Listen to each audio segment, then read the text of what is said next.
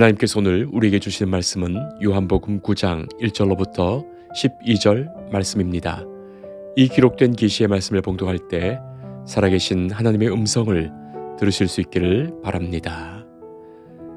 예수께서 길을 가실 때에 날 때부터 맹인된 사람을 보신지라. 제자들이 물어 이르되 랍비여, 이 사람이 맹인으로 난 것이 누구의 죄로 인함이니이까? 자기니이까 그의 부모니이까? 예수께서 대답하시되 이 사람이나 그 부모의 죄로 인한 것이 아니라 그에게서 하나님이 하시는 일을 나타내고자 하심이라. 때가 아직 낮음에 나를 보내신 이의 일을 우리가 하여야 하리라. 밤이 오리니 그때는 아무도 일할 수 없느니라. 내가 세상에 있는 동안에는 세상의 빛이로라. 이 말씀을 하시고 땅에 침을 뱉어 진흙을 이겨 그의 눈에 바르시고 이르시되 실로암 못에 가서 씻으라 하시니, 실로암은 번역하면 보냄을 받았다는 뜻이라. 이에 가서 씻고 밝은 눈으로 왔더라. 이웃 사람들과 전에 그가 거린인 것을 보았던 사람들이 이르되 이는 앉아서 구걸하던 자가 아니냐. 어떤 사람은 그 사람이라 하며 어떤 사람은 아니라 그와 비슷하다 하거늘 자기 말은 내가 그라 하니, 그들이 묻되 그러면 내 눈이 어떻게 떠졌느냐. 대답하되 예수라 하는 그 사람이 진흙을 이겨 내 눈에 바르고 나더러 실로암에 가서 씻으라 하기에 가서 씻었더니 보게 되었노라. 그들이 이르되 그가 어디 있느냐. 이르되 알지 못하노라 하니라. 아멘. 미국의 놀센트럴 대학교의 임상심리학과 교수인 매들린 벤헤케, 이 교수님이 썼던 책이 있습니다. 출판 당시에 베스트셀러가 되었던 책이죠. 이 책의 제목은 블라인드 스팟입니다. 블라인드 스팟. 우리말로 번역하자면 맹점이에요. 맹점.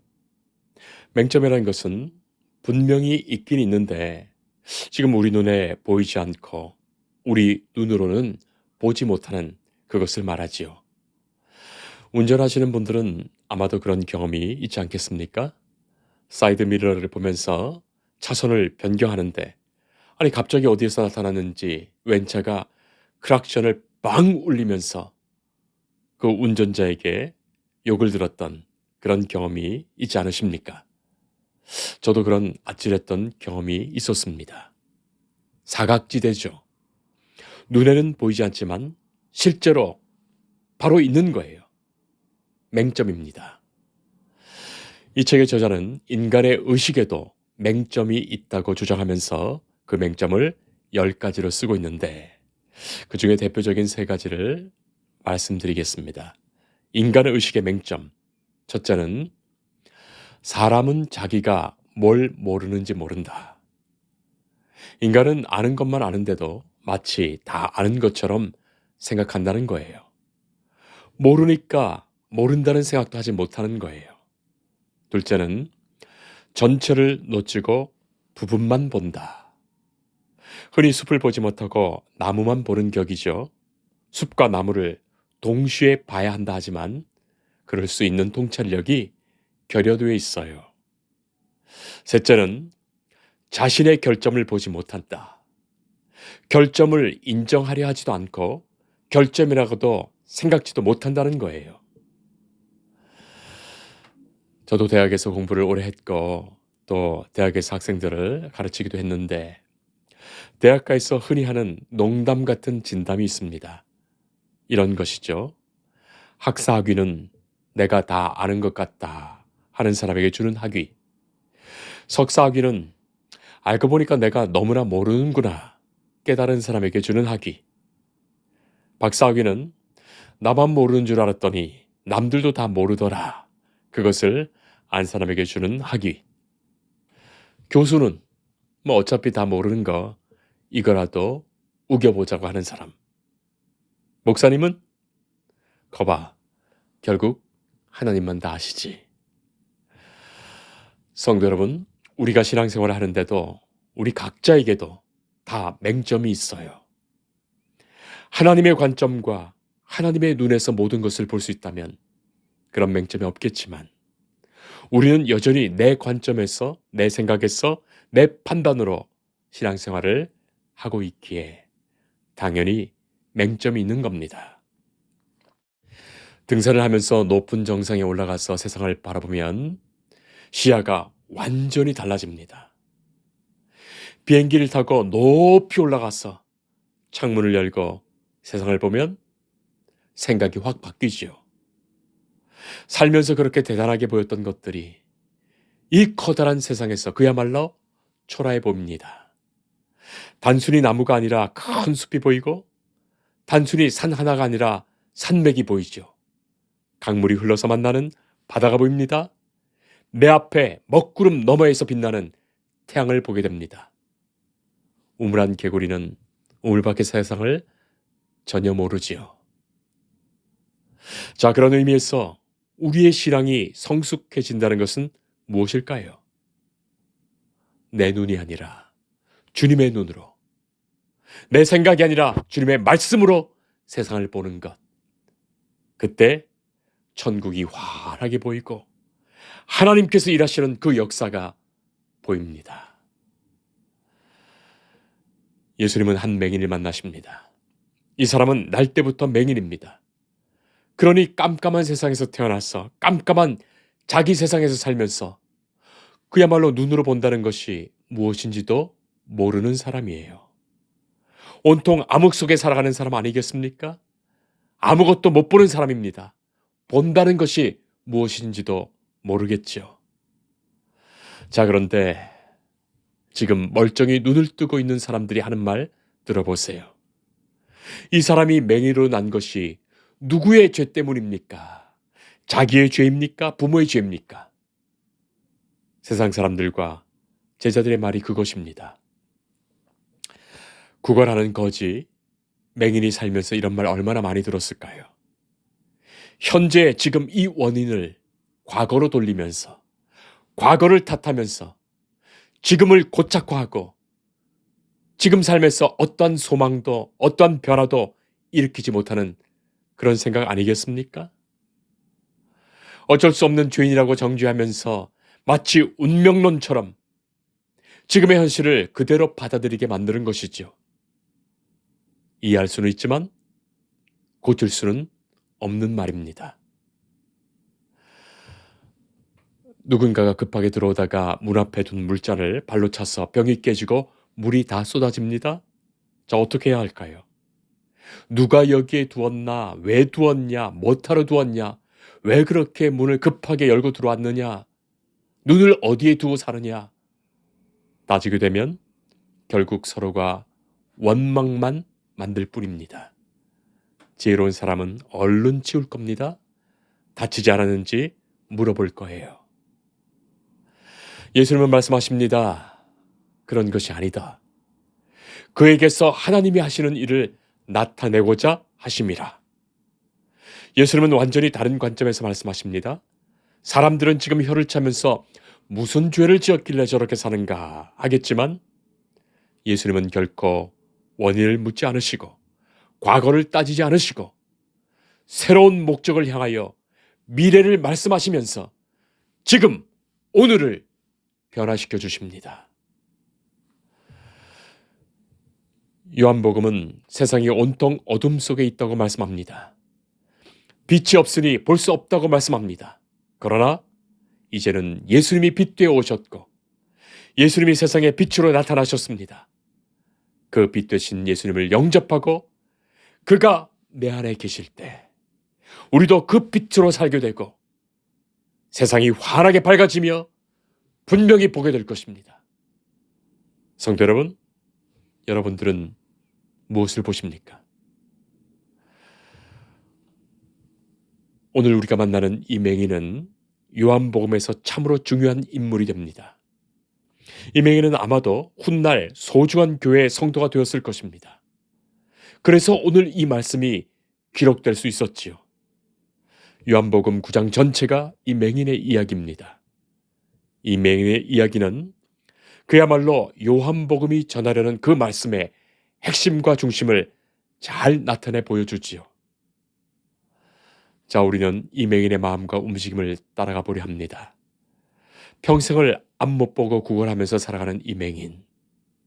그는 오늘도 지금껏 평생 늘 듣던 말을 또 듣고 있지요. 저 맹인이 얼마나 죄가 많으면 저렇게 맹인이 되었는가. 부모가 무슨 죄를 지었기에 저렇게 맹인으로 태어나서 맹인으로 산다 하는가. 뭐 그런 말들입니다. 그런데 지금 이 맹인은 일평생에 단 한 번도 들어보지 못한 말을 듣게 됩니다. 귀가 번쩍 뜨이지 않았겠습니까? 일반적으로 맹인은 앞을 보지 못하니까 다른 감각들이 대단히 예민하게 발달되는데 특별히 청각이 대단히 발달됩니다. 소리만 듣고도 누구인지 어떤 표정인지 어떤 감정인지 어떤 상황인지 다 알아차릴 정도로 예민하지요. 그런 그가 일평생을 살면서 처음 들어보는 이 말씀에 얼마나 가슴이 뛰었을까요? 그에게서 하나님이 하시는 일을 나타내고자 하심이라. 도대체 이 말씀 하시는 분은 누구인가 싶지 않았겠습니까? 실제로 이 맹인은 눈을 뜨게 됩니다. 그러나 단순히 육신의 눈을 뜬 정도가 아니에요.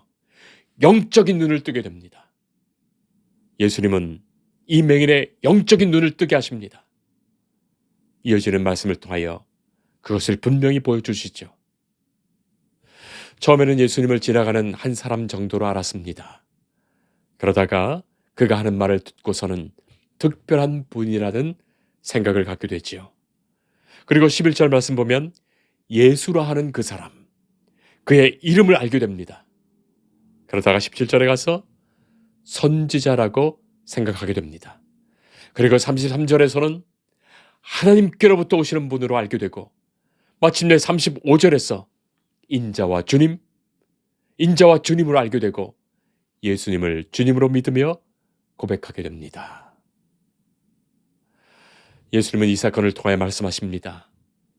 우리가 읽지 않았지만 39절 말씀에 내가 심판하러 이 세상에 왔으니 보지 못하는 자들은 보게 하고 보는 자들은 맹인이 되게 하려 함이라. 바로 그것입니다. 예수님은 우리의 눈을 완전히 바꿔주십니다. 보지 못하는 자들이 보게 하시고 보고 있다고 생각하는 자들의 눈을 오히려 멀게 하시죠.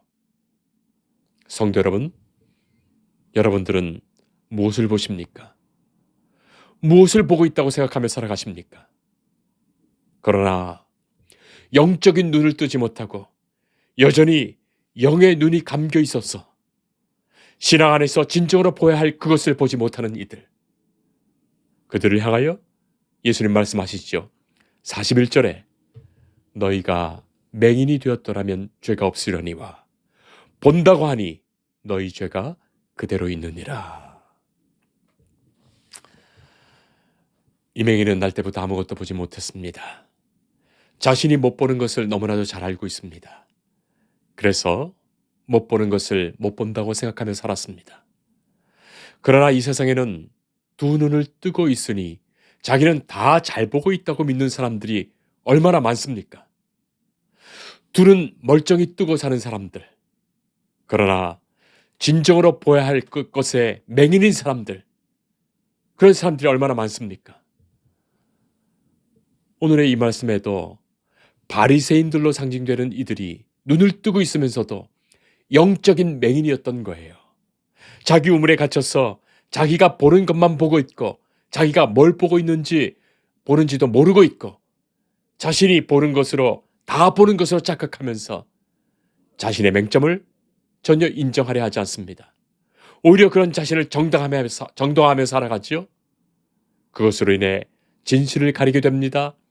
하나님을 못 보고 살아가는 자 된 것이에요. 예수님은 맹인의 눈을 뜨게 하시는데 오늘 말씀 보면 한 상징적인 방법을 사용하시죠. 예수님은 얼마든지 이 맹인에게 네가 보기를 원하느냐, 네 원대로 눈을 뜨라 하시면서 얼마든지 그의 눈을 밝혀주실 수 있으십니다.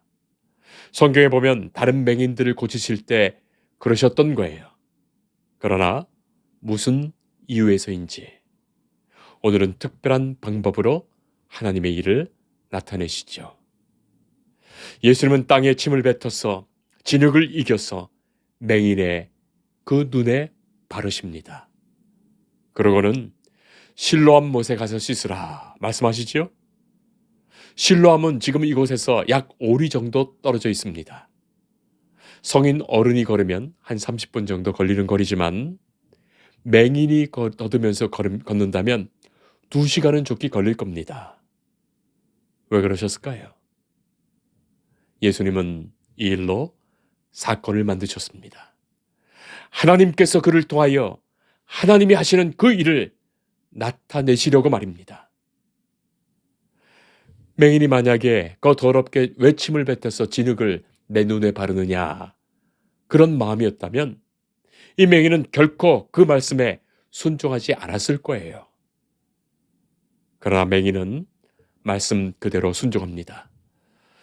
눈을 뜨고 있는 사람들이 보지 못하는 것을 이 맹인이 보고 있는 것 아니겠습니까? 과거가 아닌 미래로 부르시며 지금을 변화시키시는 말씀에 용기를 낸 거예요. 개신교의 위대한 신학자 중에 한 사람인 폴 틀히, 그분의 존재의 용기라는 책이 있습니다. 신학을 공부한 이들의 필독서이기도 합니다. 틀리에 의하면 인간은 필연적으로 3중의 불안 속에 살아가죠. 첫째는 자신의 운명, 자신의 죽음. 둘째는 삶의 공허와 무의미. 셋째는 죄의식과 비난.